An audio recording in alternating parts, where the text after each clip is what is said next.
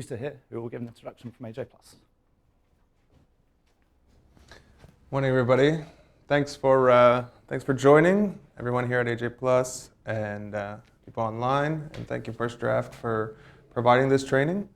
UGC is a big part of our coverage at AJ+. We have a team dedicated to real-time coverage of news, online conversations, trending topics, and a lot of source of their content is UGC. And it's becoming more and more a part of the news agenda, dictating the news agenda, driving stories. So it is really important that we provide our journalists the right tools and training to make sure that what we're doing and what we're reporting is accurate, which is important which is key to maintaining the trust of our audience. I was discussing a few past examples this week with Ithar, who's our real-time executive producer, about some of our key hits and viral hits at AJ+. Were all pieces around UGC. The first one that came to mind was Swedish Cops video in New York, which I think was our first viral hit that obviously the team came across and I believe and verified. Another example was a story out of Syria in Madaya when there was a siege, there were kids that were dying and starving, and these more and more images were coming out. And we realized that actually there were a lot of media outlets that were actually running with pictures that actually weren't from Madaya because they didn't do the step to verify. But we actually, working with the real-time team, we actually got in contact with the doctor. We were going back and forth with WhatsApp messages. We had him send us his ID. And I was happy to say that AJ+, in that story specifically, we did not, we knew that everything we had was verified as opposed to a lot of other news organizations. Not to say that we haven't made our mistakes in the past, but that's why this training is very important. So thank you, First Draft, and let's get started. Thanks, Michael. Thanks. So first up in our speakers is Kim Bui, who's the Deputy Managing Editor at Reportedly. So I'll hand over to you, Kim. There you go. Next, okay. So I am, wow, that's a lot of views. I'm Kim Bui. I'm the Deputy Managing Editor of Reportedly. So first, a little bit about who Reportedly is. We're a very, very small team of 5-6 people, depending. And we tell social news stories from across the world using our community that we've built up. So this is just an example of what we've covered in the past week. So we've covered South Sudan, Venezuela, the murder of an environmental activist in Honduras, and then also the Dallas police shooting. So we're probably most well known for our coverage of Charlie Hebdo and the Paris attacks of last year. But we do a little bit of everyday and sourcing. So almost everything we do is based off of community that we have built up over time as individual journalists and then also as a team. So that's what I'm going to go into a little bit more. To us, community requires 3 things. We have a whole list of our preferred kind of mission statement and values on our website, but these are the 3 that I find most important in dealing with the public. Empathy, transparency, and curiosity. Empathy is something that I think is tough for news journalists to get used to because we're taught to be unbiased.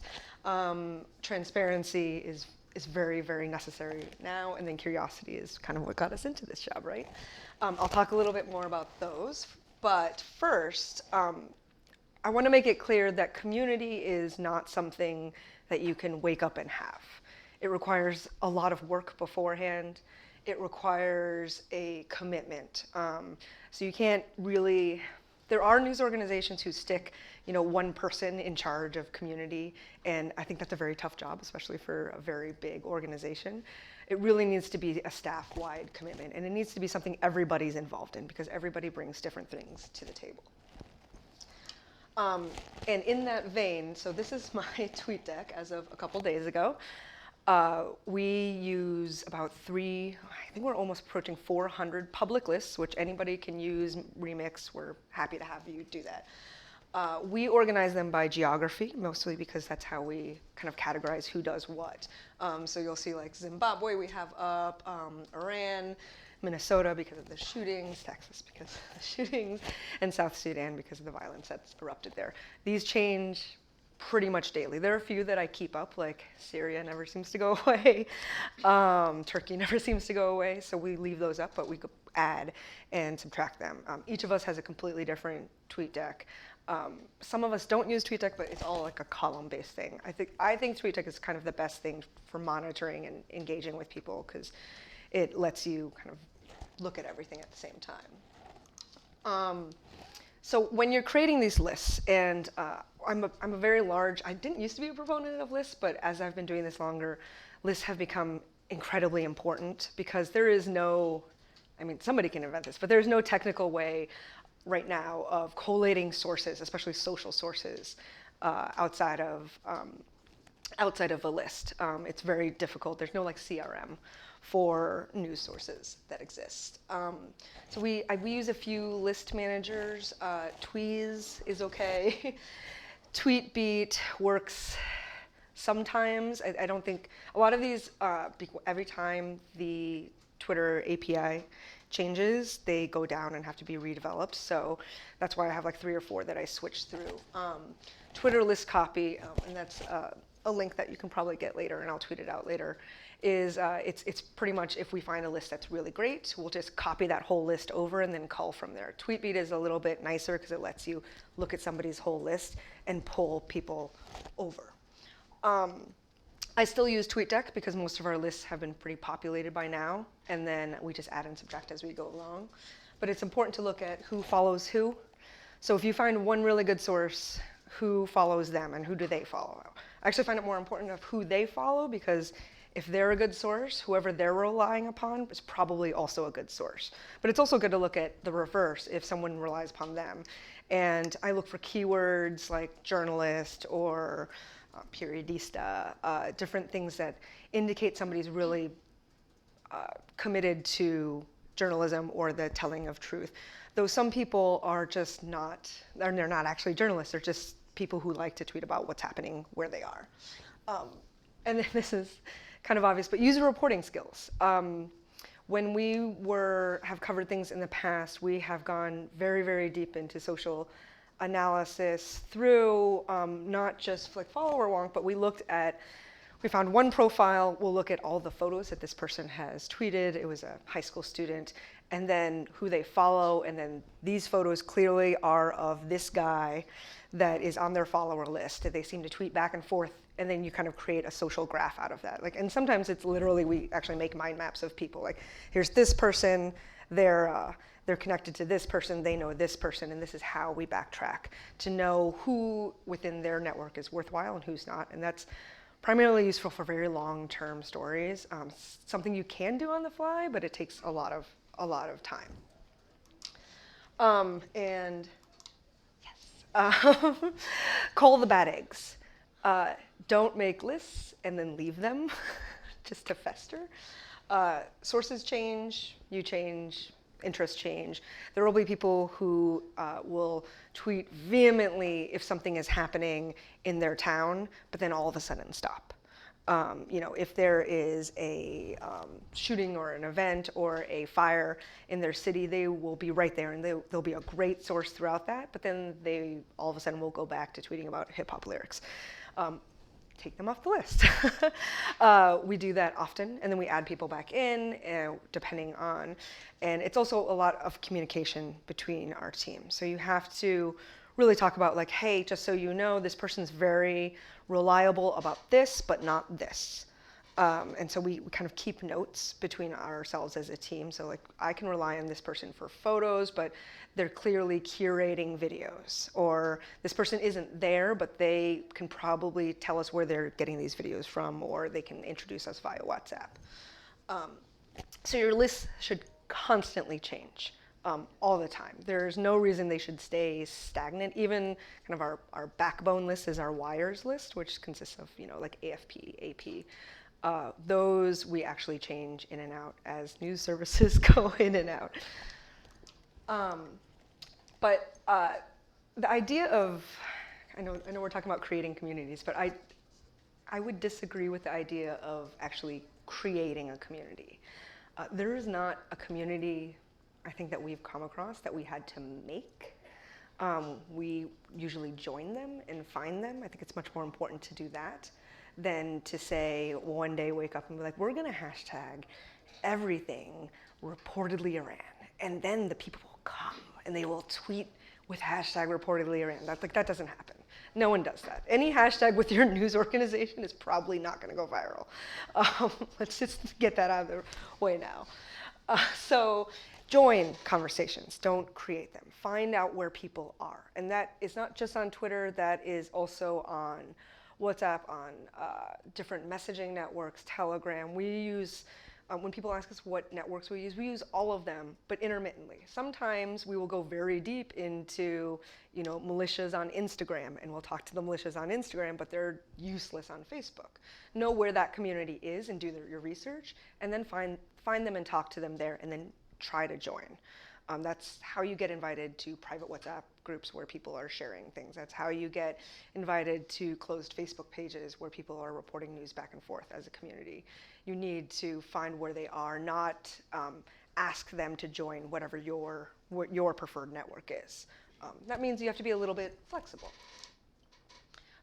So find the door, open it, and prove yourself worthy of the conversation. So don't show up for one story, show up for the while. So what happens we're a very small team, but we tend to pick up, we'll call them beats. So if somebody opens the door to, say, Nauru or Dallas or wherever it is, or certain Electric Yerevan in Armenia, that will be the person who kind of tends to be the point person for the community that we create, because they're the person that's talking to them back and forth. And the rest of the team will rely upon them for that. It's best to do that instead of spreading it out, instead of 3 or 4 people, because there might be a time where you accidentally all 3 message them. If we do things in pairs, so we cover like Yemen through multiple people, we'll just make sure that we tell the other person, like, hey, I contacted this guy for this photo. You don't want to be the news organization that contacts someone 4 times for a photo or something like that. And be invested. These are examples of a source I developed in Nauru. I'm actually on Manus. I met him on Facebook because he wrote a letter to some of the people who were trying to self-immolate in Nauru. And so I just asked, hey, can I message you? And he's like, well, Facebook's not good for me. Can you message me on WhatsApp? And I wrote a story about him and his life on Manus, and after that, this middle one is a document that he sent me and a couple of his other news organizations. That was a very long signed letter to Justin Trudeau asking Canada to take in as many of the refugees as he could. He sent that to us first before he sent it to anybody else, because we talked to him, we listened to him, and then this is just me and him talking about rain in prison and how it's the fan is working. And it's important, even when you're not talking to somebody in person. When we're beat reporters in live, it's like easy for us to show up at City Hall every week and talk to somebody. The same thing counts on social, just checking in with somebody, like, hey, what's going on? I was in South Africa in May, and I'm still talking to those sources about what's going on with them, even though I don't plan on writing a story anytime soon. So lather, rinse, repeat this process. So these are all examples of people that we have talked to in Yemen. I want to point out Hisham Al-Omaisi, which is one of our favorite sources in Yemen. He is not a journalist. He is, I think he works in IT or something like that. And this is one of our first interactions with him when he was live tweeting a Houthi speech in English. And so we would hat tip him a lot. We would say, he gave us this, or we would ask him for permission to use a photo, and we would regularly talk to him. And then after that, he would always respond to our messages. So this is just me asking what happened with a recent speech. And so he has clued us into other people that we can trust and talk to. And so we've looked at his network. So that's an example of how we've done that, because Yemen is just really hard to get into otherwise. There's a lot of people tweeting, but a lot of people tweeting stuff that is not verifiable or it's coming from God knows where, and it's good to have somebody to bounce something off of. Like, have you seen this? Do you know where this is from? Is this actually, because we've learned that we can't trust a lot of the news organizations in other countries just because sometimes they will tweet things that like are from a completely different conflict or completely different day just to have the photo in the tweet to get the interactions. So don't trust something just because it comes from somebody you trust. You still have to verify it and look through it. So usually this is where someone says, well, I don't have time for that. You do. You have to. This is going to take a long time. It's a slow process. It's something you remain committed to. It's something that will always get you where you want to be in the future. The world is much more open to you now with social media and contacting people. And in that, that's great. It's also kind of dangerous sometimes. So I think it's opened a lot of doors, but it's also caused a lot of problems. So you have to really dedicate yourself to like what is the right thing to do right now? Who is the right person to talk to? Is this the right time? So a few about those characteristics. First, empathy. And Fergus is going to talk about a little bit more about this. Understand that every request has an impact. Every single time you ask somebody for something, it impacts them somehow. Whether they're safe or not, it's going to change their future interactions with the media.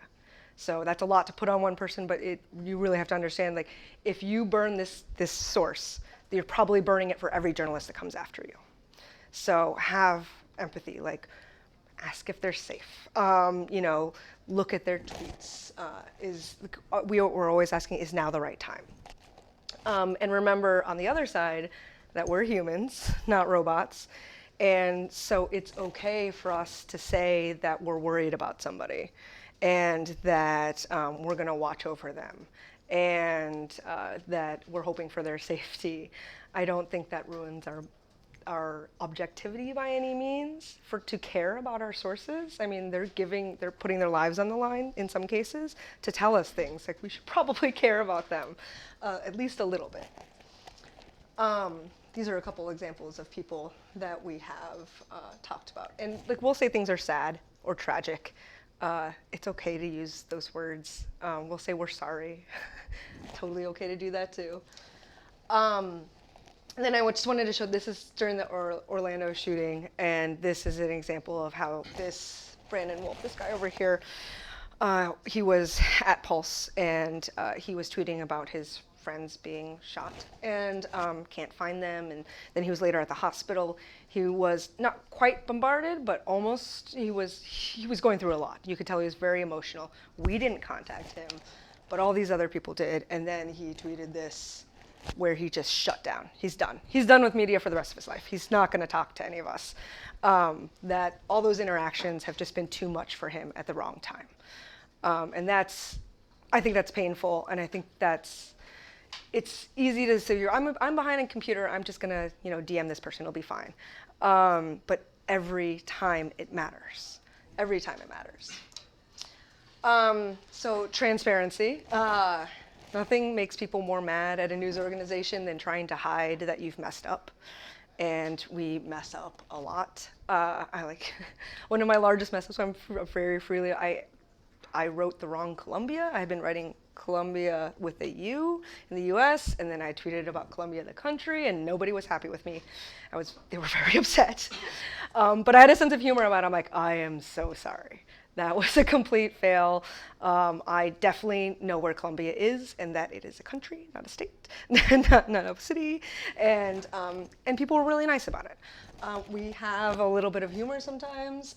This is a photo that we accidentally retweeted. Actually, I retweeted, and it's a very old internet fake. It was one of those instances where I was working too fast.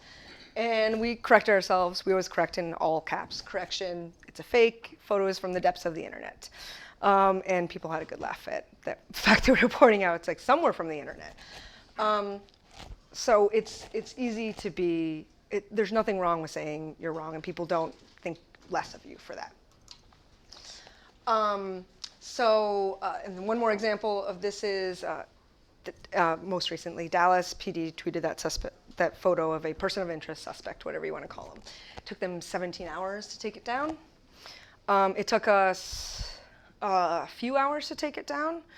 But when we did tweet it, we tweeted stuff like this. Like, this is not the first time. Every time we tweet something like that, we give people like 4 warnings. If we're going to describe a video, we're going to describe a video. This is very graphic. A part of our job is news literacy, I think, in teaching people how to consume the news and how we produce things. So you can't just say, this is a person of interest and expect people to know what that really means. They might not really think about it. So I think it's part of our burden to explain that to people. What person of interest? That means that person might not have done it. There is almost never 2 shooters. It's good to remind people of that too. Active shooters are not always, something that actually turns out to anything. It's good to remind people that this might not actually be anything. They're just reports of an active shooter. It might be nothing. It's good to tell people that. It's good to remind them and teach them. Curiosity, ask questions. This is just be a journalist, be concerned, follow up, talk to people. This is how we were ahead on the Paris shootings by, a lot for most news organizations, because I've never talked to Ian Sanders before, but he's been following us for a while, and he just shared something with us. And every time we talk about Paris now, we actually say Ian Sanders is the reason we got this.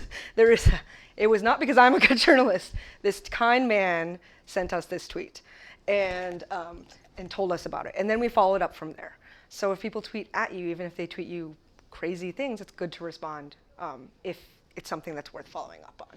And telling somewhere we're going to look into it, not just like they tweeted at us, oh, I'll go look into it. Like acknowledging that they helped. And that's it.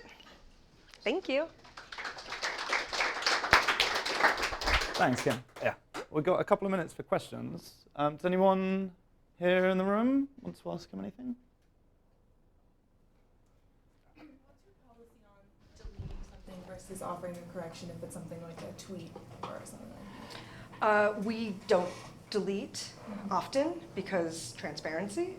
But we do delete, so we did delete that Dallas tweet of that person of interest. We delete when, the kind of rule is if it is detrimental to the story that tweet stays up, detrimental to public knowledge, then we will delete it. And that's always a discussion. It's not a lone person decides this. It's always, hey, do you think we should delete this? We totally got this wrong. We got the wrong photo. We're pointing out a different guy. Should we? And sometimes we say yes, and sometimes we say no. Sometimes we don't delete it, we offer a correction, and then just reply to everybody that's retweeted it. It's really a case-by-case thing, but we err on the side of not deleting. Any others? There's some others from online. Have you found that there's a different networks, different social networks, different platforms for different communities? Like Yeah. WhatsApp or Weibo or, around the world and different. Weibo for anywhere, for China, Hong Kong, that kind of thing, for Asia in general, which is really tough because Weibo search really sucks. It's kind of horrible to use. But Weibo is really the best to get a hold of anybody. So I think I have a profile on there mostly used to contact people or search things. WhatsApp and Telegram are very popular in the Middle East. We use that too. And also WhatsApp is huge in Africa.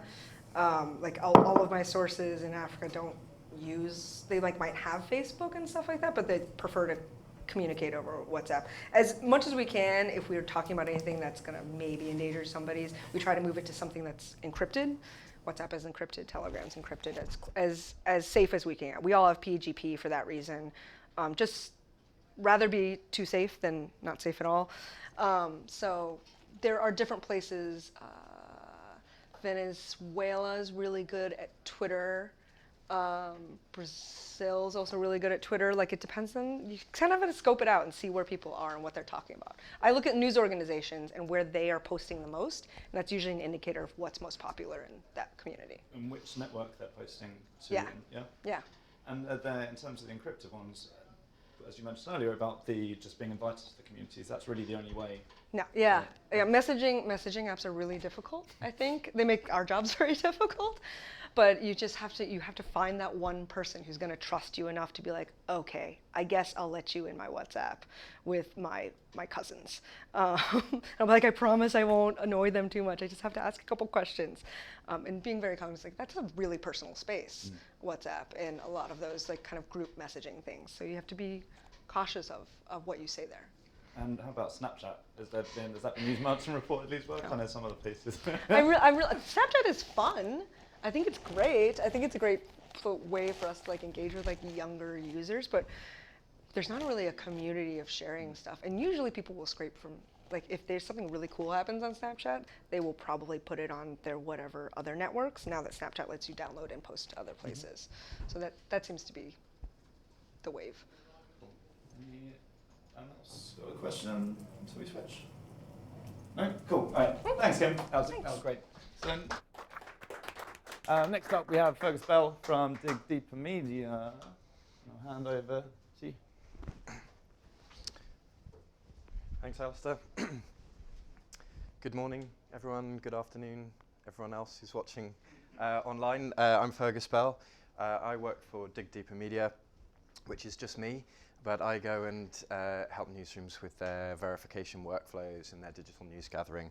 I'm a former UGC editor, and I'm going to talk about protecting social sources.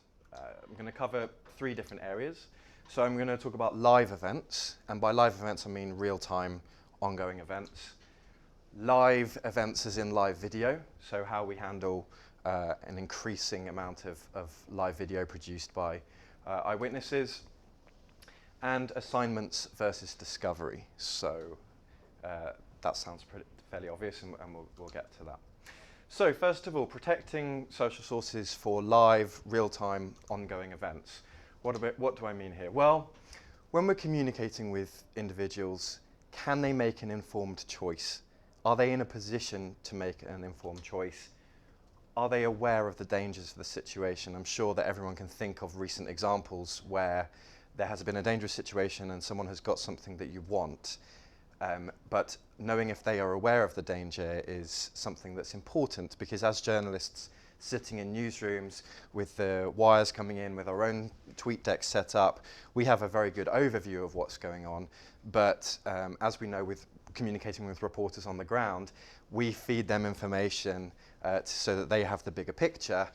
Social sources don't have that support, and they might be making a judgment based on what they know. But can they actually make that safe choice? Are they in a position to make a choice about whether they interact with you or provide you with information or content? And do you know for certain that they are out of danger? If you're going to be communicating with them and requesting something from them, what can you do to check that the situation is safe? That might mean a little bit of extra legwork in order to protect that person, especially if they are outside of the zone that you're especially looking at. And then finally, what can you realistically expect from someone in a live situation? Someone who is in a dangerous situation, someone who is in a live situation, what can you ask them to do for you that is realistic, fair, safe, not going to put them in danger, not going to hurt them or expose them to danger further down the line? So I've got some examples to illustrate some of these points. For most of my examples, I've blurred out the names of the individuals involved and the news organizations. Most of the examples I will show you, also the news organizations I'm using, are just typical of the wider industry. I'm not necessarily calling anyone out. So this is an example that you might be familiar with. It's from the shooting at the college campus in Oregon. So on the left, OMG, there's someone shooting on campus. Hi, and then underneath, hi, are you safe? Can you DM me when you find shelter? I'm a reporter for. Straight away, someone chimes in, asking students to DM you right now is pathetic. Might not be pathetic, it's what we have to do as journalists, but is it really the right time? when I get emails asking me for something urgent and I can't deal with it at the time, I tend to delay my response. Or if I get a voicemail, I'll action it when I've got time. If someone's in danger, they probably won't. Oh, you know what? That person wants to speak to me. I'm very scared, but I'll file that information away and then I'll get back to them because they've chosen the best time to communicate with me. It's probably not what they're going to be thinking. It's certainly not what the audience, your same audience, is thinking as they are witnessing your interactions with these individuals.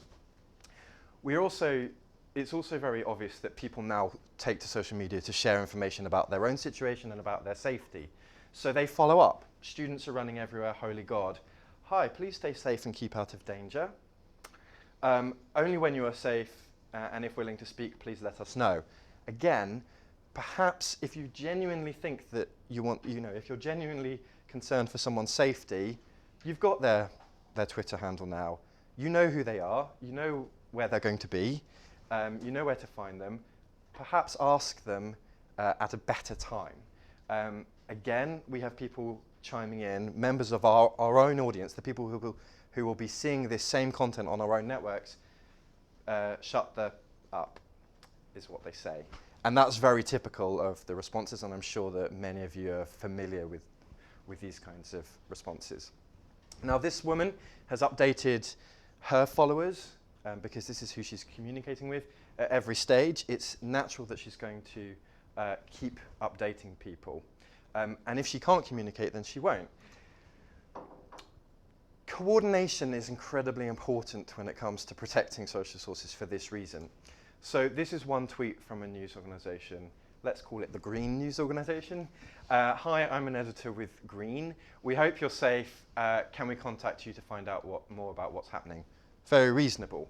Except their colleague also messages them. I'm with Green in New York. Can you follow me to DM if you're in a safe spot? And another colleague, are you okay? I work with Green. If you can follow me, I would love to talk to you. Please stay safe. 3 people from the same news organization have now messaged this person. If you get a cold call on your telephone and you ignore it, to get 2 more cold calls from exactly the same organization within minutes is going to start to really anger you, and it's going to look a little bit like harassment. Now, if this was a one-off, it would be fine. But Red jumps in. Hi, I'm with Red. Can you DM me when you're safe? We'd like to talk to you. And another person. Hi, this is Red. Are you able to provide more information when you're safe? Thank you. And another. I am with Red in New York. Can you DM me when you're safe? And a third, 3 from the same organization. At what point I don't feel that this is protecting social sources here. I feel that this is exposing them to harassment. Individually, no one's done anything wrong. They've done what their assignment editors have asked them to do. But what they can do is coordinate their efforts so that at the very least it's just one person doing that. We all understand the pressures that people are under, but we also know that this approach does not work. So she updated to say she was safe and then closed with, and if you're a reporter looking for a story, read these next words carefully. I'm not interested. So all of those efforts from the journalists who have that pressure, have to do this, have to risk it, it's meant that this person has not wanted to give their story to anyone.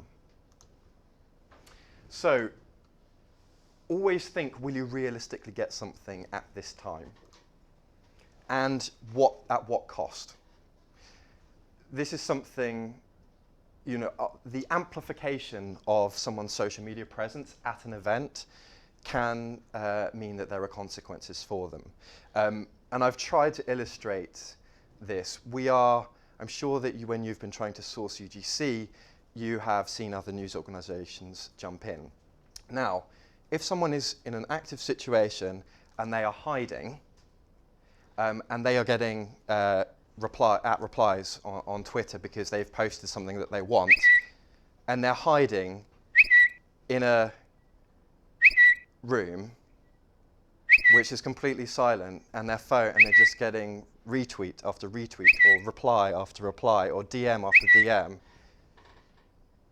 this is what it sounds like. Now, if you're hiding and you don't think, oh, you know what, something's going on, I should probably put my phone on mute. It's not what people do. And then reporters ask for phone numbers, during an active situation. Are you really going to call someone as they're hiding? It's just something to think about when it's an easy way to protect a source if you think about what your communication might do in that situation. We are also now aware, and it's been coming for a while. I used to talk about this hypothetically, but now there's actual examples. People who are committing crimes are following their actions on social media. Now, as a news organization, tweeting something, that's very different to someone who is sharing something with 5 of their followers. If we then amplify that by communicating with them a lot, or retweeting them, or showing off their handles, that could give someone information that could be used to target these individuals who just happen to be caught up in this. There's other ways that we can protect people during live events, and to reduce the harassment. So this was during the shooting or the massacre of I think around 50 British tourists and people from other places in Tunisia on the beach outside of a hotel. Now, this was posted on Instagram. The first person jumps in, "Hi, I'm a journalist. Are you at the scene of the hotel attack?" A very reasonable question to ask. Then other people start coming in, and the person actually responds. 5 to 6 people are killed from the boat. I'm here, I can't talk. I have only 3 photos. So usually you're can you talk to us? And are these photos yours? Do you have any more? This person has uniquely answered all of these questions that most people need very quickly. But they get many requests to be able to communicate with this person. Now, this person who has just, don't forget, witnessed lots of dead bodies on the beach. So they're not a journalist, they do not intend to be there, they have just witnessed something truly horrendous, and now they posted something, and instead of being helpful, they have now been bombarded. Again, no one is doing anything wrong here by communicating, because that's our job. We have to communicate, but there are certain things that we don't need to ask for their details, because actually, just a few lines after this, he gave his phone number. So there's so many people messaging, "Can I have your phone number? Can I have your phone number? Can we talk?" He's given it, but he's also said he can't talk, so you can follow up later. A lot of the messaging is therefore redundant and probably not fair. I think I've just used this, it's a good example of what you have to do. This George Sargent from Reuters. I've just seen these photos you've posted. I hope you're safe. Did you take these photos? If so, can Reuters have permission to include them? We distribute here. We'll include this, restriction to you, and a non-screen credit. Many thanks and please stay safe. Providing his own contact details, just rather than asking for, because your communication with them is going to be fairly limited if they do actually respond. So coordinate your operation. Really, if you can possibly work out a way in your newsroom for only one person to communicate, whether that's just saying, "Hey, have you seen this? I'm going to message this person. Leave this to me. Leave this source to me." That could be the way to do it. Read the other comments that they've left. It's also a very good way to work on the verification. When someone posts something that's a hoax, often people will comment on the fact that it's a hoax very quickly if they've seen it before. It's very good to read the comments. Has somebody else already got the answer to the question that you wish to ask? So by reading through the comments, they might have said, "All media can have access, but please don't contact me," in which case you don't need to contact them. And can you get that same information in another way? Have they posted their contact details? Can you just pick up the phone if they are safe or at a different time? So there's also some other people that we can protect. There are the social sources who are at the event, but there are also just other people on social media who just get caught up in our actions sometimes. So this is an example from Orlando. Someone in Australia. Guys, I'm not at Pulse, I live in Australia, but I was sitting on my timeline when mutual followers started live tweeting the incident. It was very obvious he was in Australia. All of his social history for the last 48 hours suggested that he was in Australia. His bio said Australia, yet he gets requests like this. Hi, glad you're safe. I'm from this organization. Can you confirm that you took this video and that we have permission to use it? You'll be credited. He was not. It's not his video. He's very clearly not there. He's very clearly said it's not his. You're not going to be crediting the right person. This is kind of unbelievable, this one. Hi, can you direct me to some of the people tweeting from the incident we are following from this news organization? Thank you. As journalists, we should not be asking random people on social media who have access to the same tools and less of the tools and information that we have to tell us who we should follow. And then now other people, wow, look at how these left-wing media sickos jump in here with no regard for human life. Barely, are you okay? Give me the vid, please. Well, this is kind of true, but this person who isn't in Orlando, who has nothing to do with it, who's just been retweeting things, shouldn't attract these kinds of comments just because journalists have given him that attention. So now we can kind of segue into protecting sources through live video.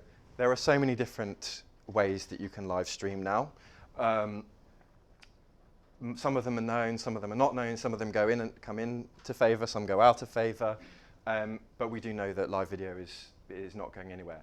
This is a Periscope from outside the Pulse nightclub that was being live streamed as the situation was ongoing.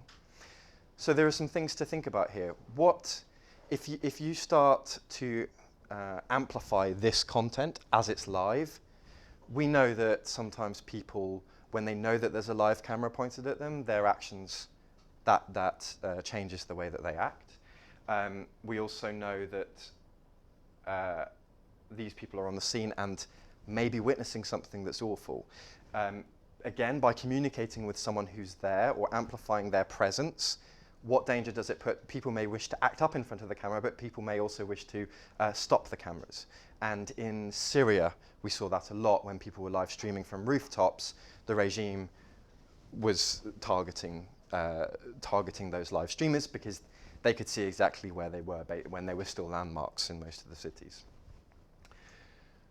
I haven't blurred out this user because I think most people know of this now.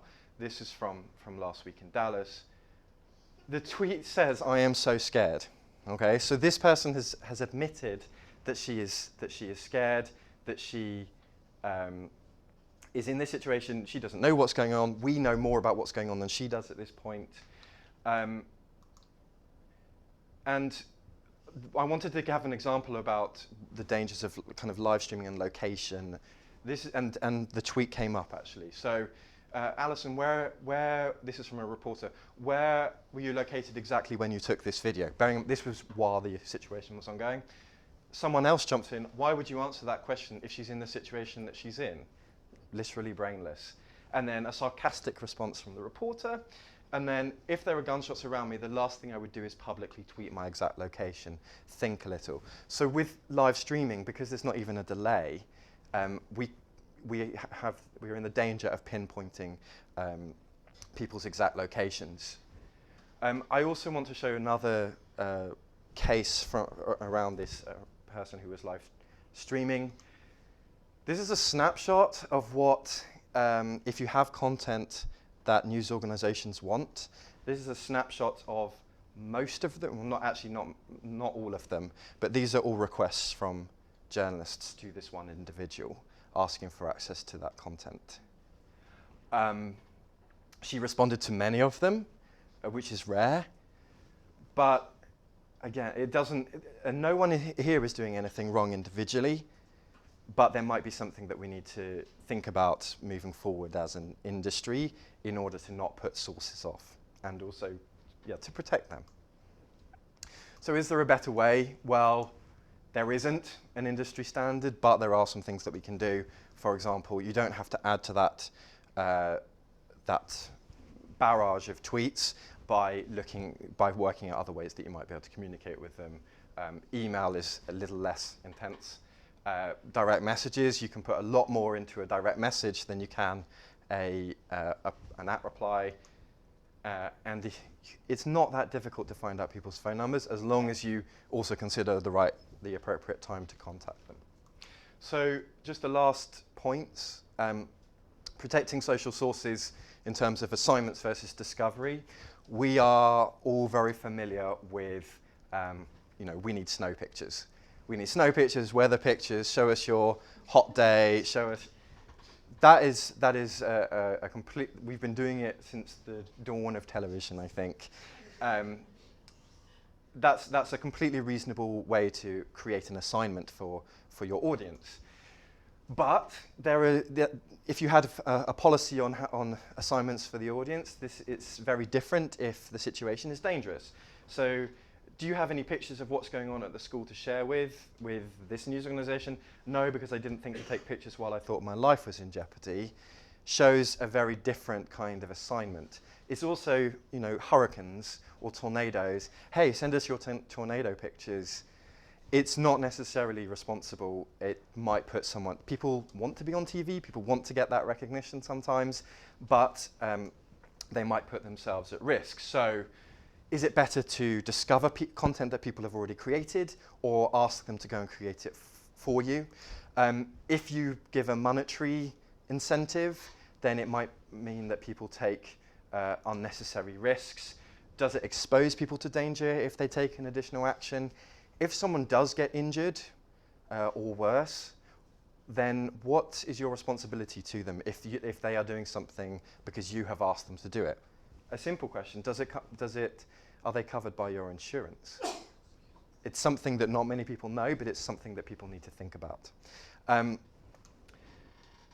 What are your responsibilities to them? Yes, people, it might be in the terms and conditions of upload. But actually, sometimes we have a bit more of a responsibility to our own audience to keep them safe. So, to summarize, protecting social sources, assess the risk to you, to them, not just to them now, but to them in a few minutes, in a few hours, in a few days. Is it worth it? Consider that danger to the sources all the time. It shouldn't, most of the time, yes, we can work with them, but we just have to ask the question, will they be safe if we do? Consider how visible your actions are and how much your work might amplify them or a situation. And I think most importantly, coordinate your efforts within your own news organizations or in your own teams in order to protect people. Thank you. Thanks, Fergus. Any questions from anyone in the room? I guess so, yeah. Well, there are a couple online. What are the kind of broader things? There are a lot of good, if we can probably go back, actually. They're kind of individual takeaways. The individual takeaways for what people can or should be thinking about. Are there any kind of broader things which are more on a management level, or something that between like networks and platforms? Have you got any thoughts there? Yeah, it's the most unsexy thing to talk about in newsrooms, but workflows are so important now, especially as so much content is passing through newsrooms and so many more people are working with UGC and social. When I started, I was alone in the newsroom, and now I think, as you said here, you've got a team working on UGC. That means that you need to hand over to people. You need to have ways of processing things. I think visualizing the stuff that you're working on in newsrooms is important. I'm a big advocate of still having, don't leave all of your communication to digital channels within your own teams. There's a point where you say, is anyone working on this? I am. That standy up, shouty outy moment is still really important to stop overlap and to help those people. So workflows is probably the key thing that needs to be looked at in terms of protecting people. Just a process as well, checklists. It doesn't even have to be a checklist that sits on everyone's desk, but it has to be a mental checklist that you go through. Are they safe? Will they be safe? How do we keep them safe? Anything to add from it? Anyone here? It's cool. If not, we've got questions online there. If anyone wanted to chip in. Okay, something else that that's come up was this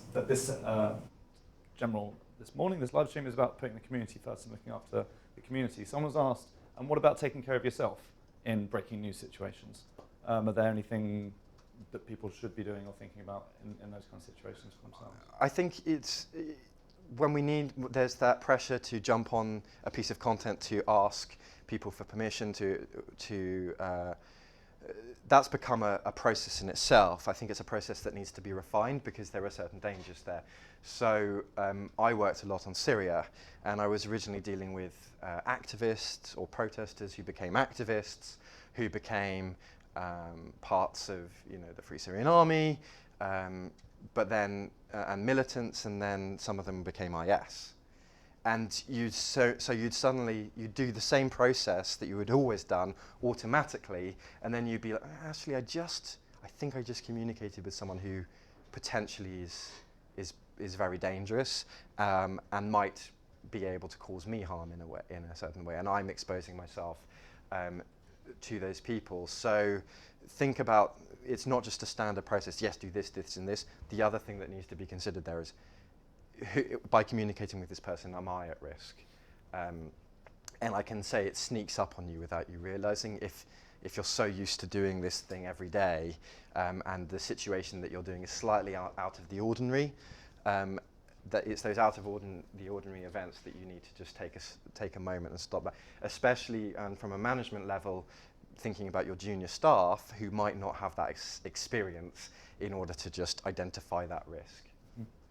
And there was something that made me think when you were mentioning there about identifying, things that might identify yourself and put yourself in danger. But also the sources, when you are crediting and attributing pieces of content, pictures or videos to them, sort of touched on here, how do you in what circumstances do you know whether it's going to be putting them in danger? Or I know you've kind of done this with the ONA ethics code, which you worked on and talked about a bit. So I.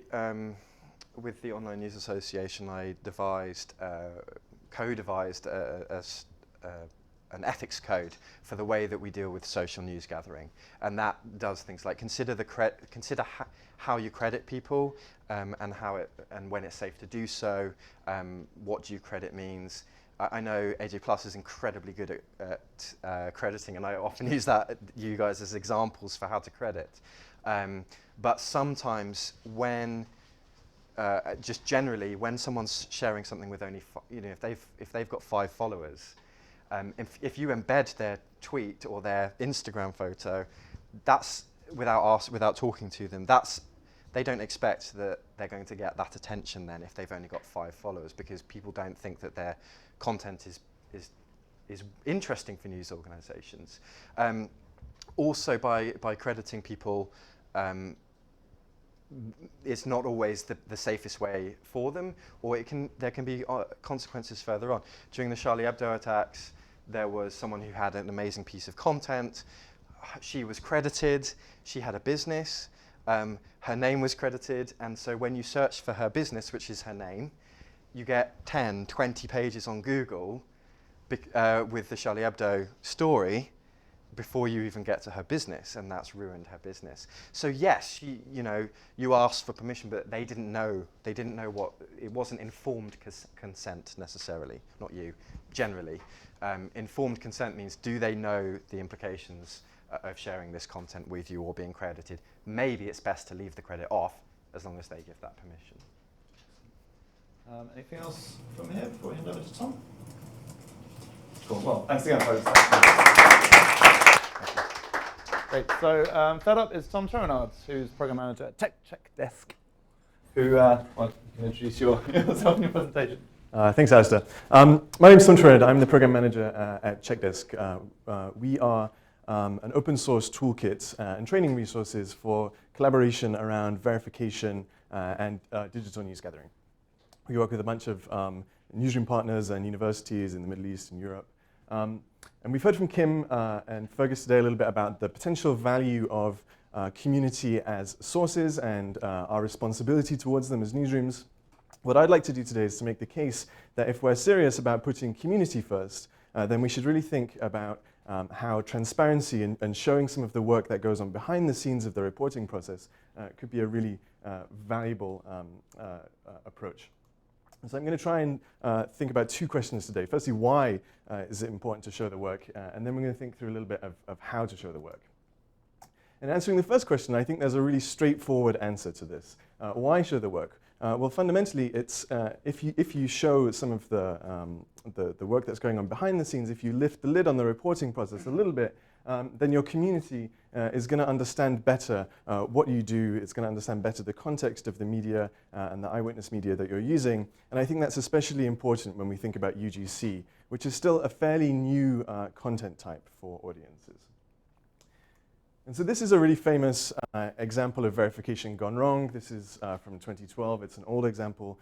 This is not a photo from Syria, but it's from Iraq. But it has something that makes it very ordinary with a lot of UGC, which is it has this, this caveat, this image, which cannot be independently verified. And we see this all the time with UGC and eyewitness media. This video can't be independently verified. This tweet can't be independently verified. And I want to think about that from the audience's perspective. What does this add to the audience? Does it help them understand better what's going on? Or for me, it leads to more unanswered questions. Is the BBC 95% sure that this is a real photo, or are they 60% sure? There's a big gap between those. And although that caveat creates a little bit of doubt, it doesn't make it clear to me why is this photo being used. This caveat is not really there for the audience's benefit. It's there to kind of protect the journalist in case there's a mistake. The BBC actually did a great job of explaining what went on and apologizing for this. I'd encourage people to check that out. But there's lots of these kind of caveats. This is from a talk that Andy Carving gave, actually, about language and evidentiality. And I think some of these are more useful and better than others. I don't want to speculate, but is obviously a kind of plagues network news on TV. But there is potential value in combining some of these. Multiple independent sources, for example, shows the audience that one of the techniques that we're using to verify this kind of stuff is to corroborate and to triangulate with different people who are saying the same thing. A great example of this is the New York Times Watching Syria's War column, which I think is sadly out of date now, but it provides a good example of how this approach can work. Here there's a lot of information about a given video and a given event, and it's framed around what we know and what we don't know. I think it's really rare that journalists and newsrooms typically list to their audience the things that they don't know, but I think there's a real power there. Here, the reporters use the caveat, we can't independently verify, but instead of leaving it there, they've actually explained why that's the case. What is it that we don't know about this video that leads me to say that we can't independently verify? In this case, it's because there's no other videos that show the same thing, and they can't identify the source. That, in and of itself, helps the audience understand a little bit better about what's going on. I think Kim raised the point that part of our role as journalists is to help audience understanding, help kind of literacy around these processes. Showing what we don't know is a really great way to do that. And additionally, I think it creates a really interesting opportunity for the people who are watching this. New York Times, in the same boat as AJ Plus, has a huge international audience that could potentially provide this information that's missing. So we can take away that caveat. We can say, potentially, there's somebody out there that might have a video that corroborates this. We could take away that caveat and we could increase the certainty. So why show the work? Promote community understanding, but also to create opportunities for engagement, and a powerful form of engagement, I think. So this is the kind of old model of publishing that I think came into the digital sphere from print, whereby the editorial staff works a lot before publication, and then the community has a very passive role post-publication. Consume, read, watch, share, maybe. And what Meg Pickard, who's the former head of digital engagement at The Guardian, wanted to do was ask, what could we change this in the digital space? How can we improve this? And so this is one re-envisioning of that. And you can see right away that just by opening up and being clear about what might be needed, what a newsroom might need on a story, the verbs, the actions that can be taken by the audience are a lot more active. Instead of kind of passive, read, consume, react, we get commission, research, create, be a source, collaborate, contribute. These are much more active actions that can be taken, and they're much more journalistic actions, I think. In the age of distributed media and prolific distributed media like reportedly AJ+, we know that there's not really one moment of publication, but publishing is kind of an ongoing process that happens. And so I think when that happens, you can start to, we could start, and based on Reportedly's work and the Checkdesk Partners' work and Storyful's Open Newsroom, for example, you could start to think of new actions that audiences can take to be involved in the process. So we could verify, we could translate, we could geolocate, we could identify.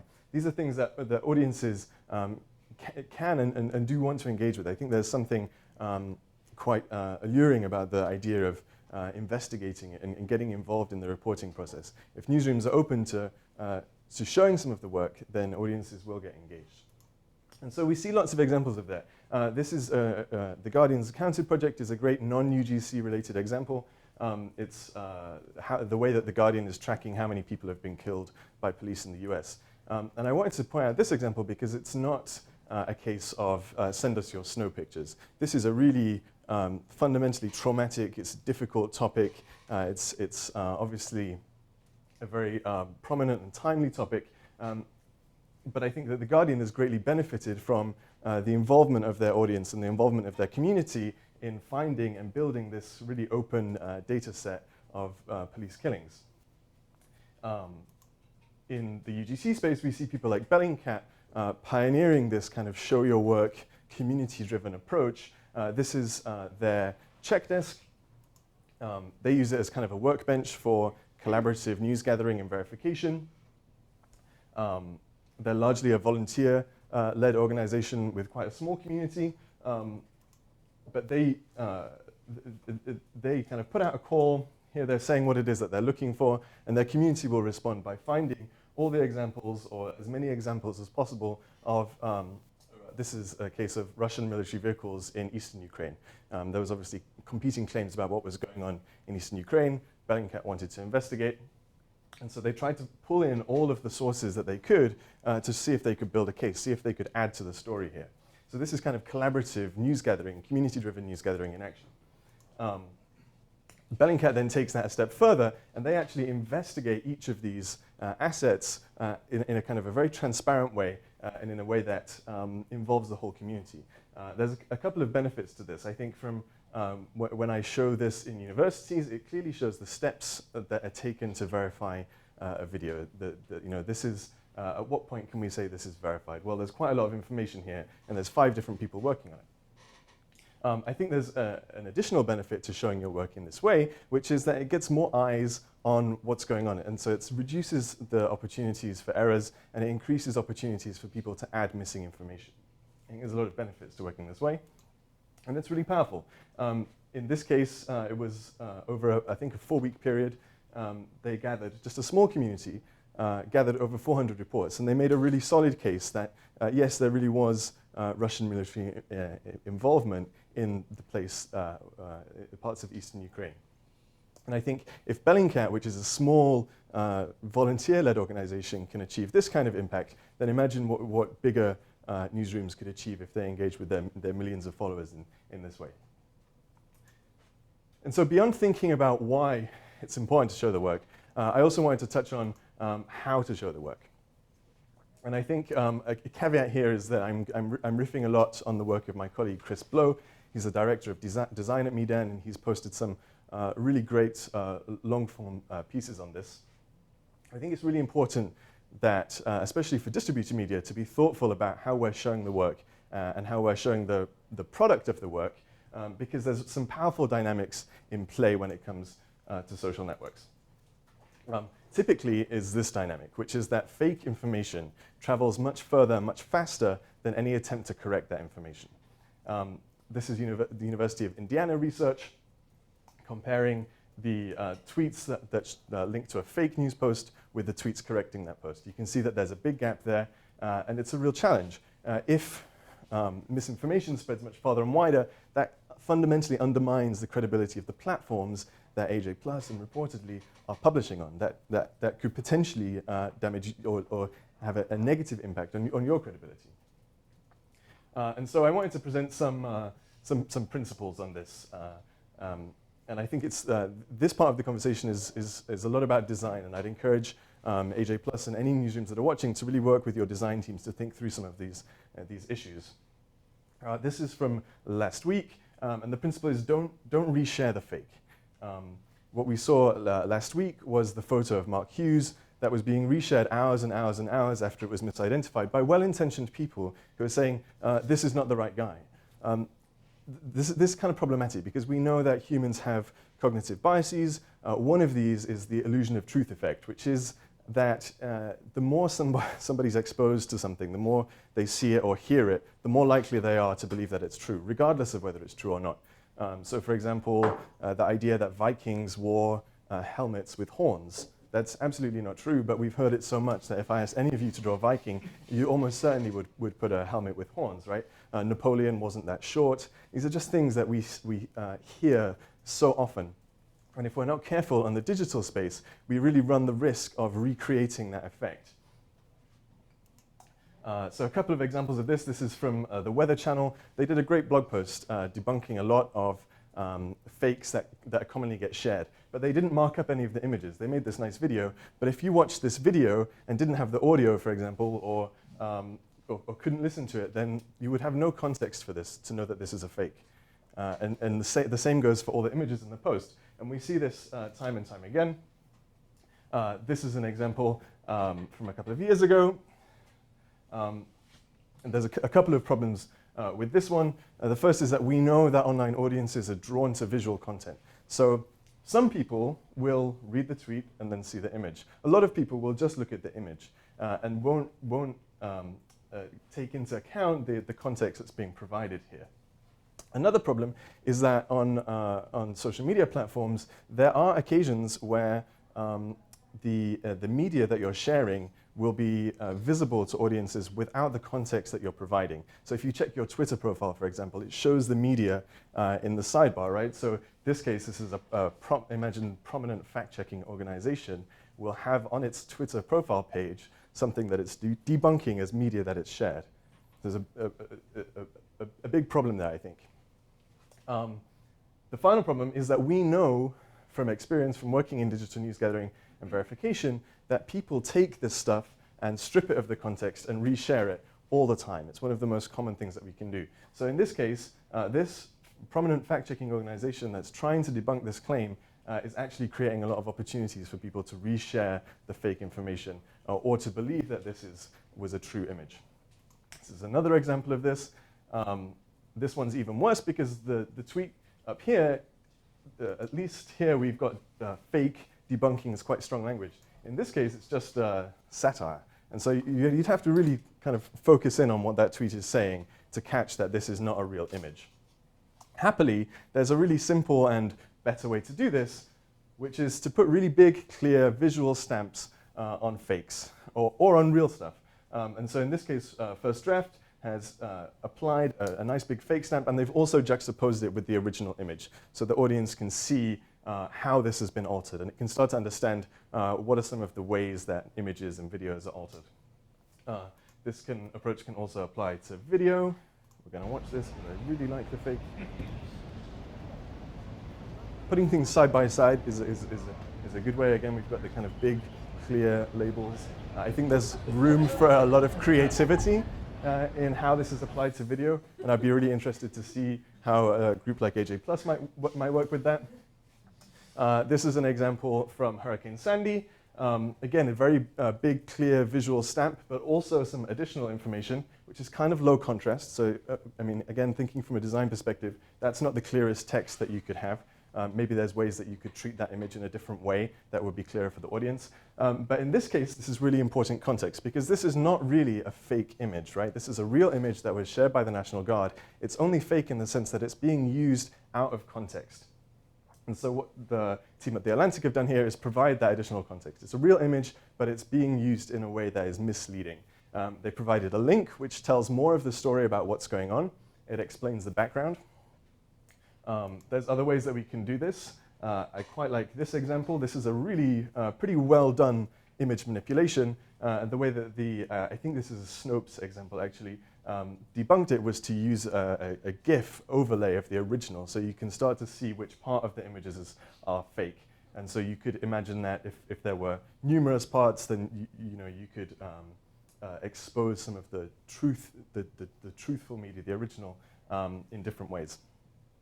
At Medan, at Checkdesk, we've built a really simple prototype tool to help newsrooms and our partners do this kind of work. You can add a label, you can add a headline, you can drop in a link, you can put an overlay so you can fix some of the contrast issues that you encounter maybe.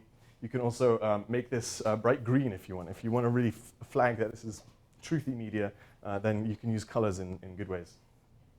And so I think the second principle I just want to introduce is be creative. Creative content is shareable content. And remember, there's that powerful dynamic, that fake information spreads further and wider.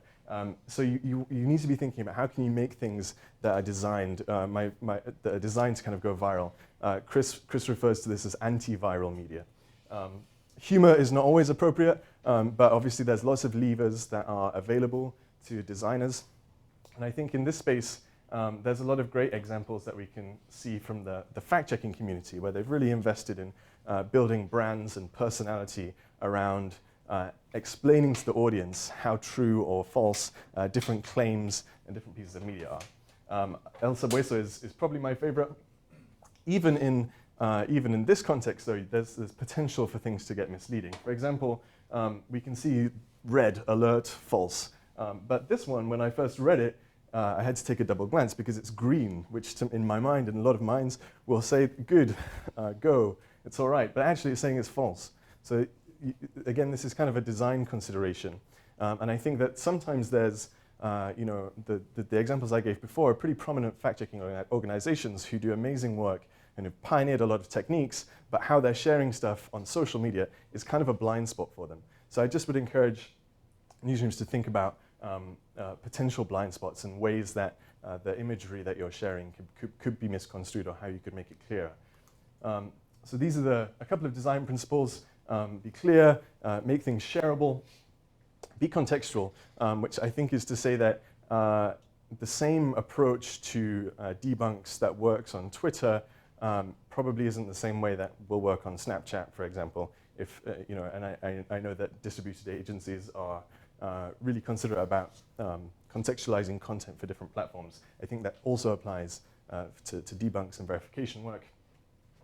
And try and add some information for your audience. And thank you very much. Thanks, Tom. Any questions? Yes. When you're talking about, I think it's a very interesting thing, sharing your work and showing the steps. Are there any platforms that are being used for that, like tools?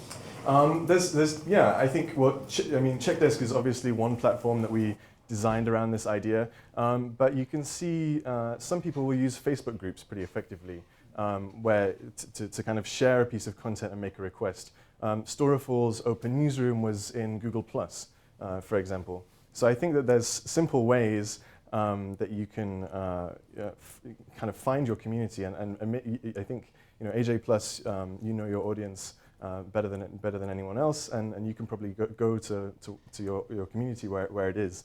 But yeah, I think Checkdesk is obviously something where we've tried to design for this case. Yeah. Any other platforms? I don't want to be only plugging Checkdesk. Well, in terms of community groups, I've got a lot of Twitter lists. I generally try and just keep an eye on people, and also not only Twitter lists, but as in groups of people who are tweeting about this stuff regularly, but like keyword searches as well. Like Kim was talking about earlier, in terms of using TweetDeck around debunks and keeping an eye on what people are talking about. Snopes are great, BlissFact are great. I think at Gizmodo, is it Factually? Matt Novak? Yeah, Factually, yeah, there are a lot of people who are really, unfortunately until the end of last year, it was Caitlin Dewey at the Washington Post. And really, it's just getting kind of the conversation with them, similar to what I've been saying already. If this is something that you're really into, I guess just trying to talk to them about it. In a minute, I'm going to talk about some of the skills and techniques and tools and how to verify stuff. But before that, I think this is still a really important. Yeah. I'd say the other example is, and I think it's sadly no longer with us, but Grasswire for a while had a really active Slack community. So they were using and kind of pioneering Slack as a way to interact with readers and try and kind of get input and get kind of valuable, productive engagement.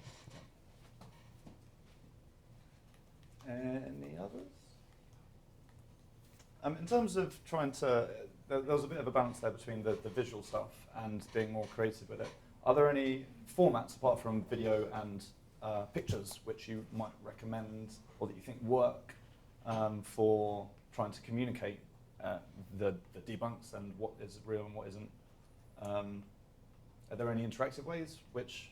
I've not seen many, or I wouldn't say I've seen any real interactive examples of that. But I think there's potential for experimentation there. I think that I've also not really seen a lot of creative approaches to this in video. So I'd encourage video specialists to think about ways that video could be used to communicate this really effectively. Obviously, video has a kind of engagement that is kind of stronger than text and imagery. So I think that there's a lot of room for experimentation in this. And I would just try and keep in mind those warnings. Don't reshare fake content in a way that's going to harm your message or going to lead to people being confused about what's really happening.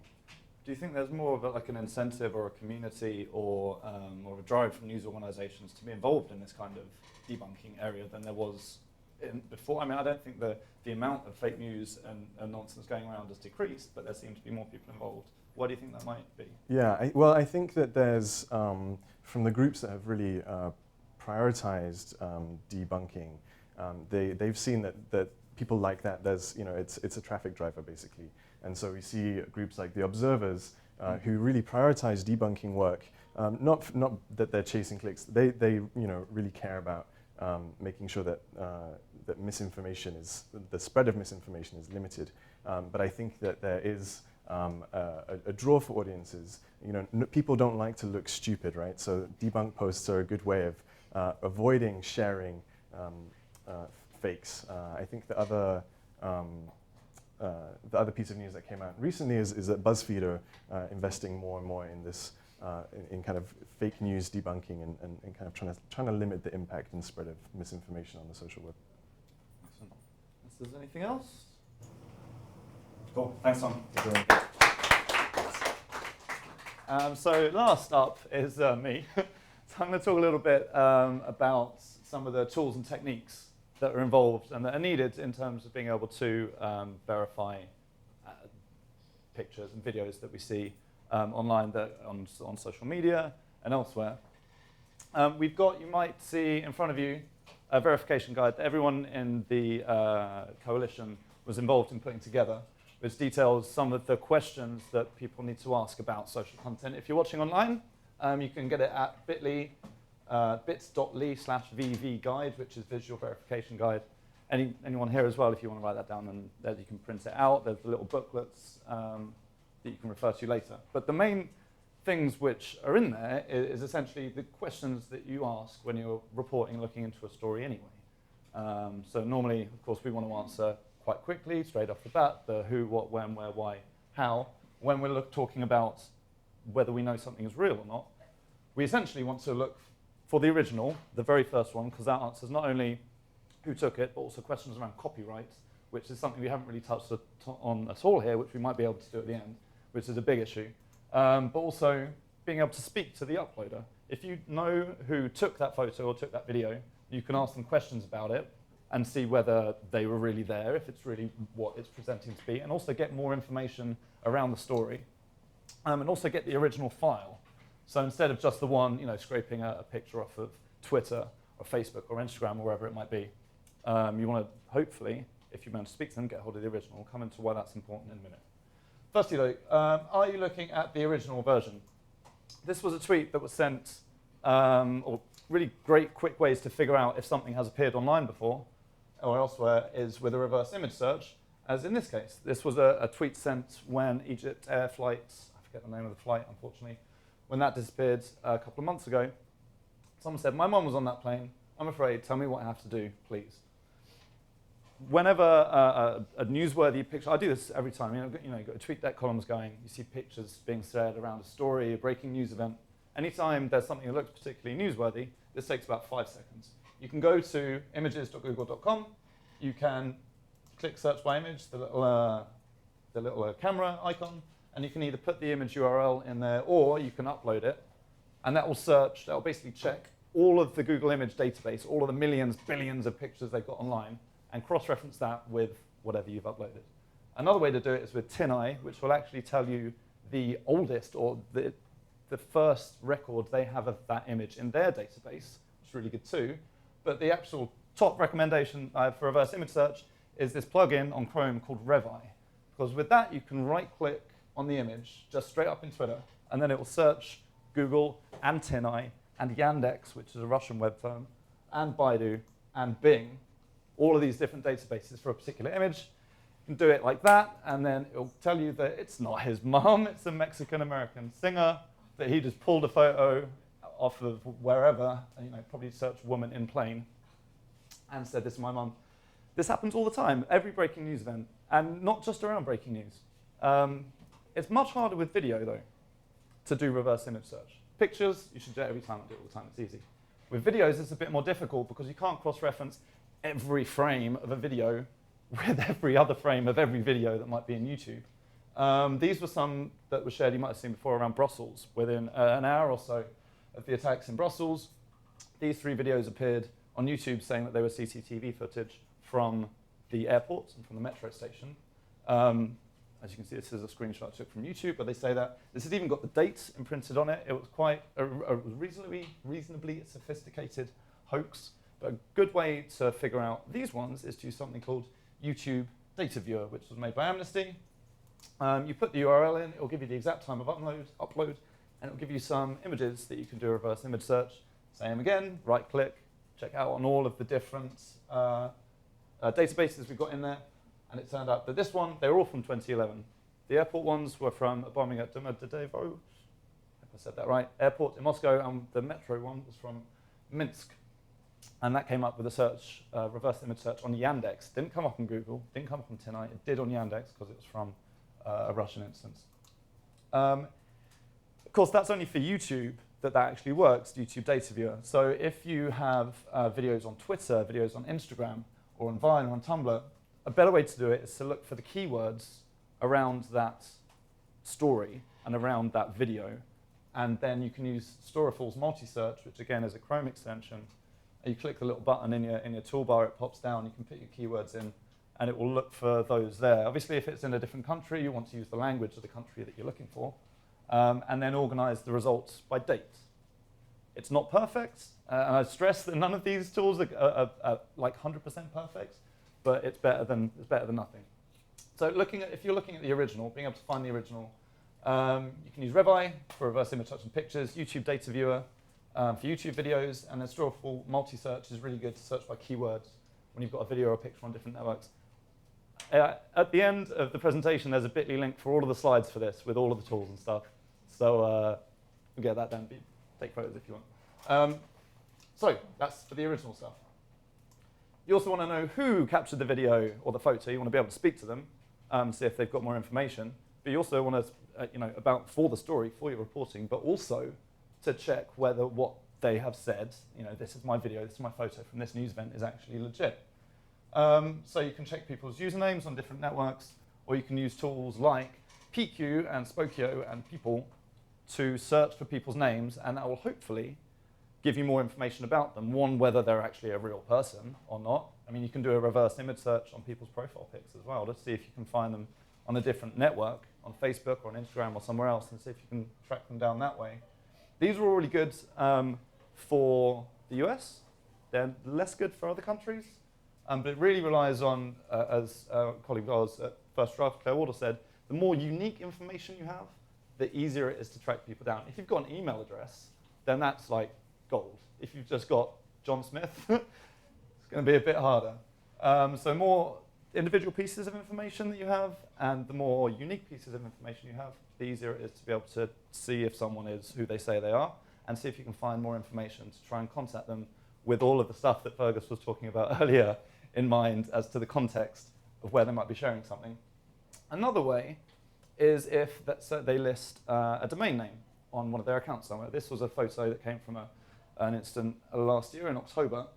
This guy tweeted, well, our parents were just in a train accident in the northeast. They are safe, but others are injured. You go to his Twitter account. Doesn't look like a bot, doesn't look like a fake account. Then he's got a URL there. If you have a URL, a domain name, you can do a whois search. And there are a number of different websites to do this on. I would recommend doing it on if you don't get any results from doing a whois search on one of these, try it on another, because they're not always that great. So give it a few tries. And with this guy, it gives you basically the information that they registered the website with. So in this case, a mailing address, a phone number, and personal email, none of which was available before. And while your competitors, reporters at other places might be saying, can you DM me, can you follow me back?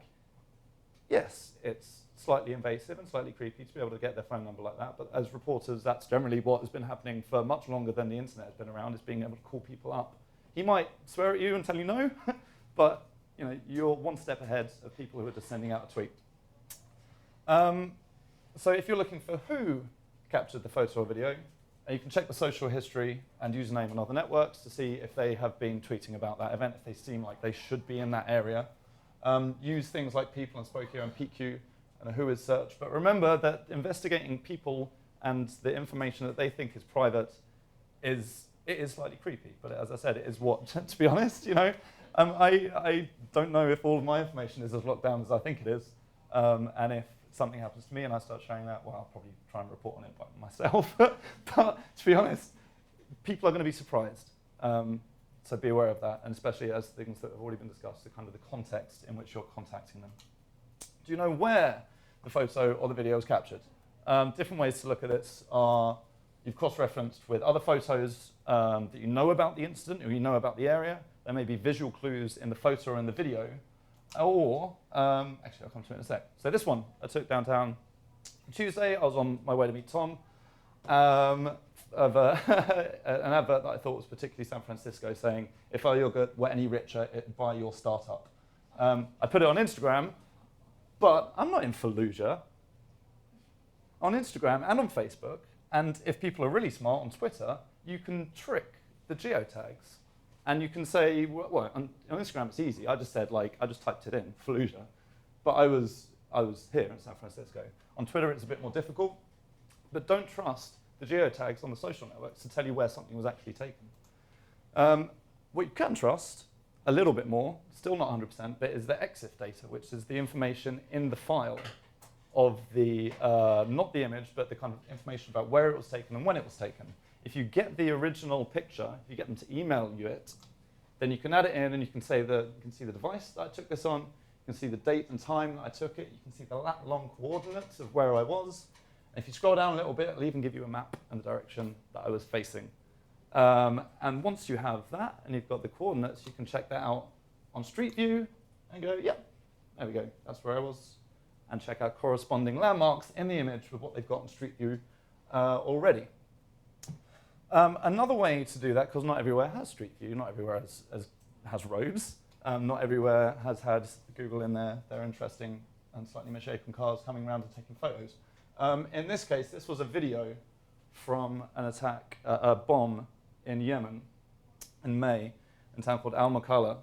And again, you're looking for visual information in the video that might help you to figure out where it was.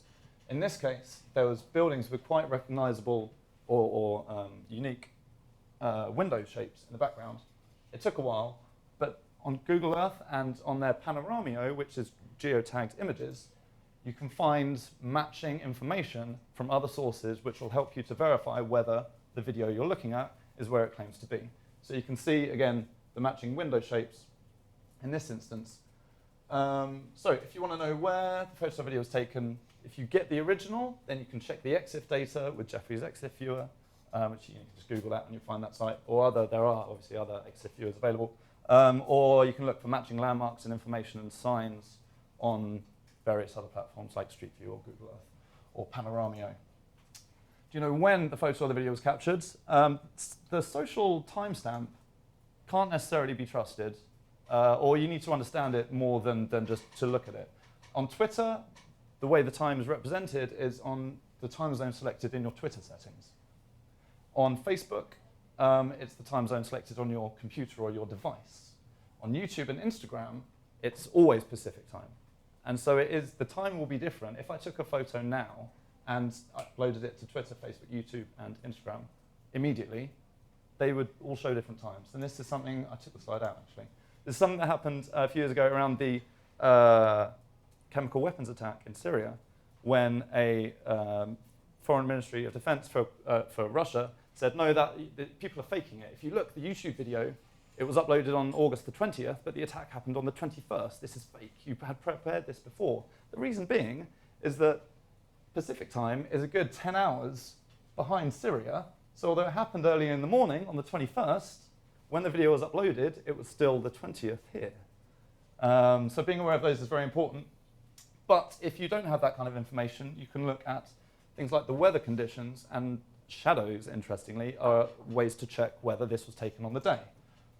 This same video, you can go to a site called Wolfram Alpha and go weather in Al-Makalla, May 15th, 2016.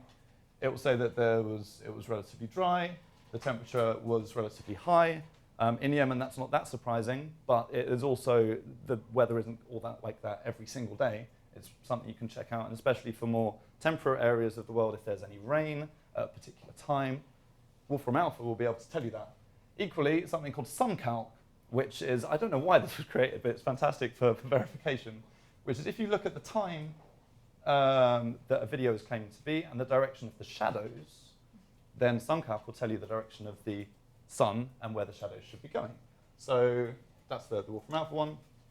You can see this guy, it was early in the morning, was when the bombing happened, 8 in the morning, so the shadows are going to be long. They're going to be coming, the sun is going to be coming from east to west. It also helps you to figure out which way that camera was facing at the time. And if you want, you can on SunCalc, this is the orange line is the direction of the sun, which matches up with the direction of the road there. So also, if you've got the EXIF, if you've got the original file, just check the EXIF data and it'll tell you. You don't need to do any of that other stuff. So do you know when the photo or the video was captured? Check the social timestamp, Wolfram Alpha to check for weather, SunCalc for shadows, and the EXIF data if you have the image.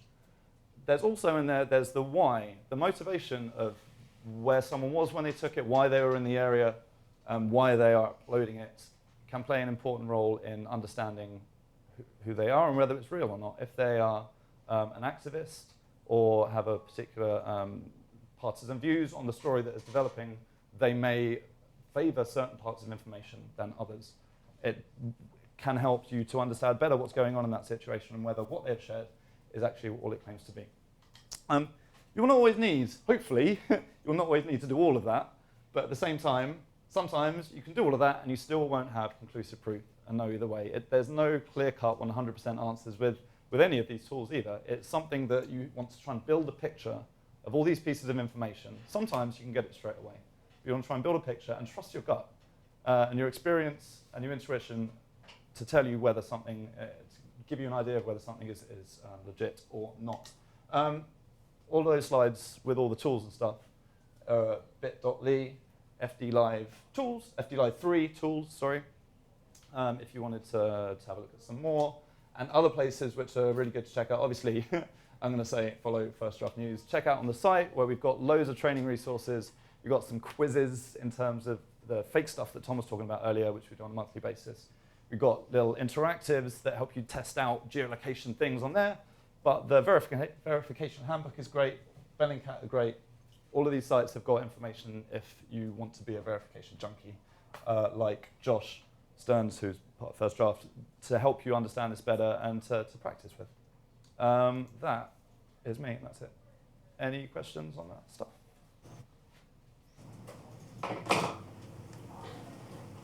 Okay, I'm just going to double check if we have any online. But I know we did have one earlier for Fergus. Sorry to get you up here. again. Which was, when you are on deadline, what tactful ways have you seen journalists connect with sources during breaking news situations? What's the kind of best practice for talking to sources? I think we're getting at that. During breaking news, it's to take it offline as quickly as possible. There's no need to stay in that Twitter bubble, and especially have your competitors see who you're communicating with. I always used to monitor my own competitors to see who they were talking to, but there's no need to do that. I would say, yeah, just finding. I once found someone during Hurricane Sandy, actually, by I couldn't find a way to communicate with them. I took their Instagram photo, did a reverse image search on their profile picture, which brought up their Facebook profile, which showed where they worked, which allowed me to just call up their office and speak to them. Because it was something that really it wasn't like a dangerous situation, it was something that we really wanted, and that was the way to do it. But that's take it out of that public sphere is a good way, because you also don't know what when it's not just other journalists will be looking at that, but it's everyone else. Sometimes it's best to just communicate with the source privately. I know there was another question, I think a follow-up to that, which was who is the most aggressive when it comes to chasing this content. It's definitely broadcasters, but I think that's just from because of where they come from in terms of needing the first images, and they can't embed. So I think that's why it is. But to be honest, people are catching up. Everyone else is catching up, but as they get more into video. But broadcasters, because they're primarily dealing with video. Mm-hmm. Any questions here in the room for anyone, any of us, or the other speakers you've had today? I know it's been quite long. It's fine if not. Yeah, for sure. Very fast. So yeah, all of the slides for that on bit.ly FD Live 3 tools. Okay, well, if there are no more questions, then I'd just like to thank everyone here for joining us, and to our speakers, and to AJ Plus for hosting, and to everyone online who's been watching. I hope it's been useful, I hope it's been valuable, and that it'll be something that will apply to your work. You can find out more at firstdraftnews.com. If there's any other information, then you can contact us if there are any other questions, you can contact us online. We're always happy to help and kind of participate and be involved in the conversation around this. It's really important when it's an area which everyone is still trying to figure out. And there are many more questions, not just individually, but kind of collectively, that we need to address. I think conversation is the best way to try and find a way through that. So yeah, thank you.